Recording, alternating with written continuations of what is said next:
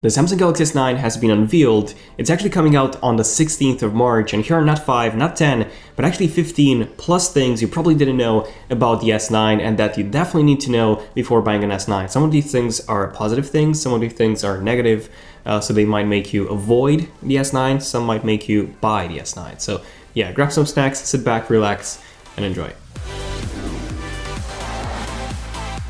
Okay, so at number 1, we have the dimensions. So even though the S9 looks almost the same as the S8 from last year, it's actually 1.2mm shorter, 0.6mm wider, and 0.5mm thicker. So it's not, it doesn't have the exact same dimensions as the S8 from last year. And the same thing applies to the S9 Plus, which is 1.4mm shorter, 0.4mm wider, and 0.4mm thicker. So yeah, what I'm trying to say here is that any cases you had for the S8 and the S8 Plus last year, they won't fit the S9 properly.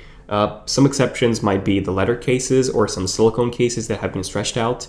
But yeah, for the most part, you will definitely need some new cases. Also keep in mind that you do have this really long and wide camera module on the S9 Plus versus the S8 Plus. So yeah, definitely need some new cases for the S9. Then the S9 now supports a Microsd card up to 400 gigabytes of storage, which is crazy. Essentially, you can have with the 128 gigabytes of built-in storage, you can actually have 528 gigabytes of onboard storage on this thing, which is just insane. Now, some of you might have already known this, but did you know that Samsung is now limiting what you can actually install on the SD card? So, for example, you won't be able to install apps on the external storage anymore. Instead, it would be only used for music, photos, and videos, and that's pretty much it. So this is because the speeds of the microSD cards are much slower than the internal flash storage. And this also means that if you want to record 4K 60 video, not even to mention slow motion video or probably even burst shots, you would probably still have to use the internal storage. So those would be probably saved on the internal storage anyways. Then even though Samsung didn't make any major display improvements, the display on the S9 is a bit brighter now. Samsung hasn't really specified how bright it is, but my guess is that it's at least as bright as the Note 8's display, which was up to 1200 nits. But that's only on a 10% window, not the whole display, keep this in mind. And that was also when using auto brightness outdoors. So auto brightness outdoors and on a 10% window, and you would get 1200 nits, which is crazy. And something that Samsung hasn't really talked about is when it comes to cloud storage. So they made a partnership with Google, and now, interesting enough, you get unlimited photos, so storage at full quality for photos and videos with Google Photos. Pretty much the same as you get with Google's Pixel phones. So this is quite interesting because that was like one of the key selling features of the Pixel 1 and the Pixel 2. And by the way, if you want to see more interesting in-depth videos and also camera comparisons, then subscribe and enable notifications so that you get notified as soon as a new cool video comes out. I have a lot of coverage coming for the S9. But moving on to number 5, the S9 can actually do slow motion video in up to 960 frames per second, which is insane. However, it's not the first smartphone capable of doing that. The Sony Xperia XZ Premium from last year, that was the first phone that could actually do that, slow motion at 960 frames per second. But most of you watching this video probably knew the 960 capabilities of the S9 already. But did you know that you can only record 0.2 seconds of slow motion at 960 frames per second, which are then converted into a 6 second slow motion clip. Then next up, the S9 and the S9 Plus actually come in two variants in terms of the CPU model. So in the US you get the Qualcomm Snapdragon 845 variant, whereas for the international models you get the Exynos 9810, which is a Samsung designed chip. So long story short, the Exynos 9810 is a much better processor. There's quite a significant difference in terms of the actual performance, at least from the Geekbench scores that we've seen. So do try and get the Exynos model if you can. The battery life should also be better on the Samsung designed Exynos chip, but when it comes to everyday use, it should be really similar in terms of that. So yeah, try and get the Exynos model if you can. But something quite interesting about the S9 is the variable aperture lens. So you know how a DSLR can adjust the aperture to let more light into the sensor? Well, the S9 is actually the world's first smartphone capable of doing that as well. So you get an f1.5 aperture lens as well as an f2.4 aperture, and they can be changed based on if you want more light into the sensor. In that case, you'll go with the f1.5 aperture, or if you want an overall sharper image, you'll go with the f2.4 aperture.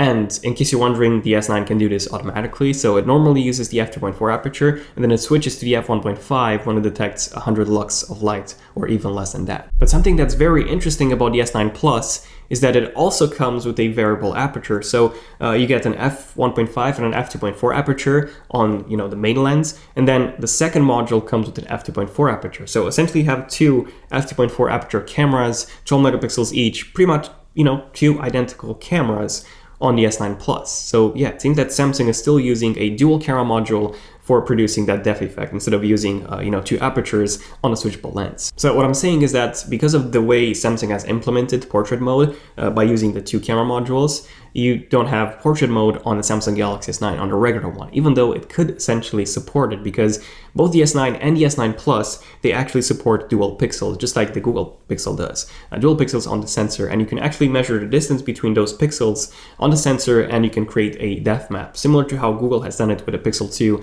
and the Pixel 2 XL. And then yeah, you can also use the switchable aperture to measure depth, so that's possible as well, to create that bokeh effect, which Samsung hasn't done that either, which is really, really surprising and interesting. So my guess is that a reason why they've done this is because implementing these software changes that I mentioned before, so portrait mode with a dual pixels or portrait mode with a switchable aperture, would have been more expensive than just including a switchable aperture on the S9 Plus, which is what they ended up doing in the end. Next up, Samsung has actually implemented their own version of Emojis that Apple introduced with the iPhone 10. So we have this on the Galaxy S9 as well. They're actually called AR emojis, and you can create an avatar based on your appearance, which is pretty cool indeed. You don't have a recording limit, by the way, which is a plus from the Apple emojis. And also, aside from that, you also have many, many more options to pick from when it comes to Apple's emojis. So a few advantages and a few disadvantages, apparently, when it comes to tracking. Tracking is not that good. But yeah, other than that, we do have emojis on the S9 as well. Now, a new big feature that's coming to the S9 is actually live translation. So you get this with Bixby, and basically you can live translate street signs or any short text if you're in a foreign country, for example. That's really, really helpful. And all of this is really cool, and Samsung is marketing this as, a huge innovation. But did you know that you can already do this with the Google Lens on the Pixel, or with Google Glasses, Google Goggles? You can already do this. So that's an app that you guys can download on your smartphones right now, so go ahead and try it. It won't be live, by the way, so you have to take a photo, but it will translate anything that's in that photo into English. And yeah, I don't know, who cares? It's not live, but it works in the exact same way. And also, you can even see that Bixby's live translation is actually powered by Google. So yeah, Samsung's acting like this is, a major feature, but it's really not. They're just using Google's products. Then the S9 now comes with dual stereo speakers. So the second speaker is actually the earpiece, just as we had with the iPhone 7 and newer. Now, these should be about 40% louder than the S8 ones, according to Samsung, which is great because those speakers were really, really bad. And they also support Dolby Atmos, which is pretty interesting. These are the first speakers on a smartphones that I've seen, at least, that support Dolby Atmos. So you should be able to get simulated surround sound, which should sound pretty good. So I'm really curious to testing these as soon as I get my hands on the final version of the S9. And then something that I predicted in my Leaks and Rumors series for the S9 has become a reality. So the S9 now uses the iris scanner and face unlock from the S8. So we had this on the S8 at the same time for a faster and more secure unlock. It's not as secure as Apple's Face ID, but it should be faster. Now, this is actually just a software tweak. So essentially the S8, the S8 Plus, the Note 8, and even the Note 7 can't support this, but they won't support this. Samsung won't release updates for those phones to enable this feature, even though it's supported by hardware. So I'll be covering this at the end of this video. But yeah, next up, the S9 now supports even faster Lte speeds, up to 1.2 gigabits per second 4G speeds, which is just insane. As far as I'm aware, there's no network that actually supports those speeds yet, but once your network does support those speeds, your S9 will already support them right out of the box. And something that I do enjoy seeing on the S9 is 64 gigabytes on the regular S9 model as the baseline option, and then 128 gigabytes as the baseline option on the S9 Plus. Now, this actually depends on your country you're buying the S9 from, but in the UK at least, the S9 Plus comes in 128 gigabytes as the baseline option. And speaking of buying the S9 and the S9 Plus, did you know that the S9 and the S9 Plus are actually cheaper than the S8 and the S8 Plus? Did you know that? But by the way, that's only in the US. So everywhere else, they're significantly more expensive. So for example, here in the UK, the S9 Plus is £100 more than the S8 Plus from last year, and the S9 is £50 more than the S8 from last year. And now, just as a bonus feature, number 16, I want to talk about the updates. So the S9 actually launches with Android 8.0, which is, it's disappointing. Considering that Android 8.0 was released 7 months ago, and Google's about to release Android 8.2. But what's even worse than this is that you'll probably stay on 8.0 with the S9 until mid-2019.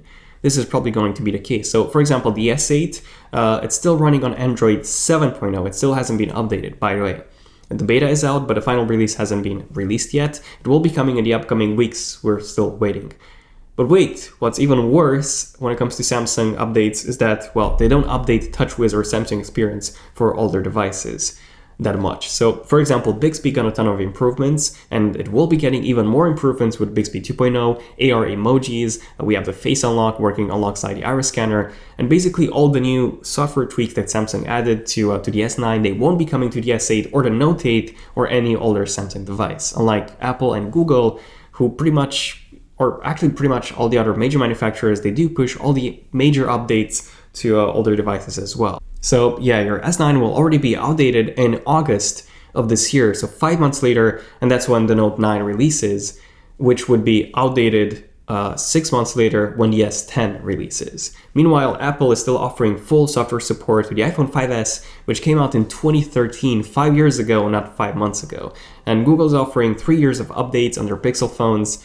So this along with Samsung's bloatware that makes the entire software experience really, really slow and laggy. These are the main reasons I would probably not be using an S9 as my daily driver, and I would still be using the iPhone 10 and the Pixel 2 XL as my 2 daily drivers. But yeah, let me know in the comments, what do you guys think about all this, all the things that I mentioned about the S9, and other than that, definitely subscribe if you want to see more unbiased. Hopefully this video was 100% unbiased, in-depth tech videos like this one. And other than that, don't forget to enable notifications so that you get notified as soon as a new video comes out by simply tapping on a bell icon. This has been pretty much it, so feel free to give a like if you've enjoyed it, let me know. I'm Daniel, I'll see you guys in my next one. Zone of Tech, signing out. Cheers.